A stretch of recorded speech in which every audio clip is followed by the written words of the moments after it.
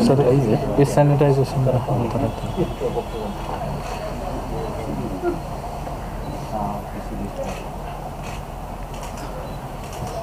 मैं पहली बार आपके प्रेस क्लब में आया हूं और मुझे खुशी है कि बहुत प्राइम लोकेशन पर प्रेस क्लब है। मैं काफ़ी ज़माने से बीजेपी का तर्जुमान हूं और इस नाते पूरे मुल्क के प्रेस क्लब में गया हूं, लेकिन शायद सबसे खूबसूरत प्रेस क्लब आपका है।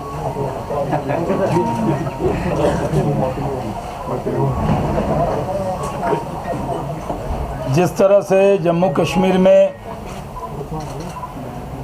पार्टी की तरफ से मैं कश्मीर वैली का इलेक्शन इंचार्ज हूं और ये जिम्मेदारी हमारे राष्ट्रीय अध्यक्ष जगत प्रकाश नड्डा जी ने हमें दी है और जब से मुझे उन्होंने इंचार्ज बनाया है मैं जम्मू कश्मीर के उन सारे इलाके में गया हूँ।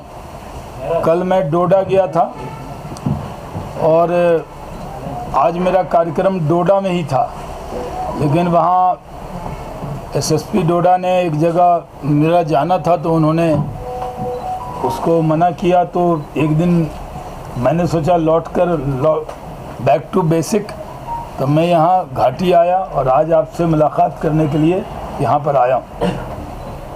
जम्मू कश्मीर के अंदर डीडीसी चुनाव है, ये डिस्ट्रिक्ट डेवलपमेंट काउंसिल का चुनाव है, ये डेवलपमेंट के लिए चुनाव है और मुझे बहुत खुशी है अपने जम्मू कश्मीर के आवाम पर।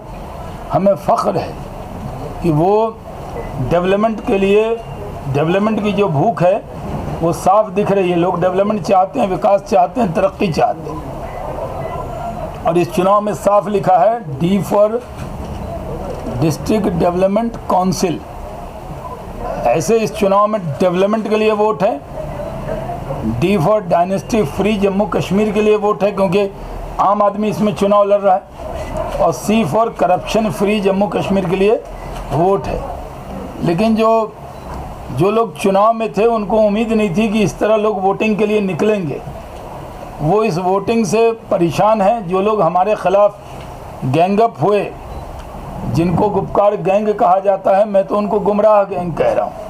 वो गुमराह करते हैं और ख़ुद भी गुमराह हैं क्योंकि वो सिर्फ कन्फ्यूज़न पैदा करना उनका काम रह गया है। लोगों में जम्मू कश्मीर के लिए अब लोग एक ख्वाब देख रहे हैं तरक्की का, और हमारी पहले से हमारे वज़ीर आज़म की ने ठाना है कि जम्मू कश्मीर को दुनिया का सबसे बड़ा टूरिज़म हब बनाना है, क्योंकि पहले लॉकडाउन और बाद में कोरोना की वजह से जो लॉकडाउन हुआ उसके वजह से बहुत से काम रुके हुए।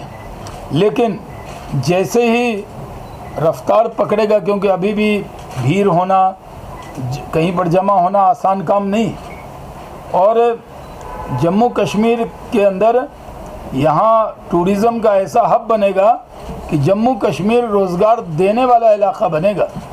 रोज़गार के इतने संसाधन उपलब्ध होंगे कि जम्मू कश्मीर के अंदर कभी किसी को दिक्कत आने वाली नहीं थी। आज मेरा प्रोग्राम बडगांव के नागाम में था, लेकिन प्रशासन ने मुझे आज, क्योंकि भारत बंद को लेकर एक उनका ऑर्डर है और मैं सिक्योरिटी कवर्ड हूं, तो मेरा आज उन्होंने वहां जाने से मुझे मना किया। तो इसलिए हम विस्तार से आपके बीच में बातचीत करेंगे, क्योंकि उस ज़िले में उन्होंने कहा कि अभी पीछे शोपियां में आर्मी पे और श्रीनगर में 2 बार सीआरपी पे हमला हुआ है, और आज स्पेशल पूरे मुल्क में भारत बंद के वजह से स्पेशल केयर कर रहे हैं। तो मैंने प्रशासन की बात मान ली। हम कोई पीडीपी एनसीपी जैसे एनसी जैसे नेता नहीं है कि हर बात पर ड्रामा शुरू कर दे। हमने जो प्रशासन फॉलो करेगा। कल भी काड़ा के हमारे एक गाड़ी का एक्सीडेंट हुआ था, एक वर्कर की डेथ हुई और मैं जाना चाहता था वहाँ, लेकिन प्रशासन ने, मैं रिकॉर्ड पे कर रहा हूँ, एसएसपी डोडा ने कहा कि नहीं शाम हो गई है और हम आपको अलाउ नहीं कर सकते। तो मैं नहीं गया, प्रशासन की बात को हमने माना। इसी तरह आज हमने नवगाम में 2 सभा थी। एक हमारे कैंडिडेट, क्या नाम है उनके कैंडिडेट का नाम? अनीसा गुल के यहाँ, और दूसरा बशीर साहब के यहाँ चाय थी। तो अब ये भारत बंद की सेंसिटिविटी को देखते हुए हम वहाँ नहीं जा रहे। इसलिए जम्मू कश्मीर के अंदर हम लोगों का दिल जीतना चाहते, हम लोगों के दिल में पैठ बनाना चाहते। हम यहाँ पर पूरी तरह से हर घर में बिजली पहुँचे, हर जगह पानी पहुँचे, हर हाथों को रोज़गार मिले। जम्मू कश्मीर टूरिज़्म का सिर्फ जो आज के सेंटर जो मशहूर हैं वो नहीं, बल्कि जम्मू कश्मीर का एक एक इलाका ऐसा है। जैसे मैं कल डोडा गया तो पहले मैं हेलीकॉप्टर से कई बार गया हूँ, सभा किया है। दिलीप परिहार जीते, गुलाम नबी आज़ाद साहब का इलाका था, तो देखने का वैसा मौका नहीं मिला। लेकिन इतनी खूबसूरत वादियाँ हैं जम्मू कश्मीर की, एक एक इंच ऐसी है जो दुनिया में जन्नत की तरह। इसको सिर्फ शेरो शायरी में जन्नत नहीं, इसको सिर्फ कहने के लिए नहीं, बल्कि इसको सही में करके दिखाना है। लोड शेडिंग 1 मिनट ना हो ऐसा जम्मू कश्मीर बनाना है। यहाँ लोग इंटरलागन ना, ज़्यूरिख ना जाएं, यूरोप ना जाएं, सेंटोर्नी ना जाएं, वो घूमने के लिए जम्मू कश्मीर आएँ। पूरे दुनिया की इकोनॉमी हमारे वजह से चल रही है, क्योंकि हमारे मुल्क के बड़ी तादाद में, दुनिया की सबसे बड़ी आबादी हमारी है, तो हमारे मुल्क के बड़ी तादाद में लोग यूरोप जाते हैं, अमेरिका जाते हैं, और उनसे उनकी टूरिज़्म इंडस्ट्री चलती है। मैं आपको मिसाल देना चाहता हूं कि गुजरात में सरदार पटेल की स्टैचू लगी तो इतने टूरिस्ट आ गए कि उस इलाके की तकदीर और तस्वीर बदल गई। कभी आपको जाना हो तो मैं होस्ट करूंगा, आपको ले चलूंगा, सिर्फ दिखाने के लिए।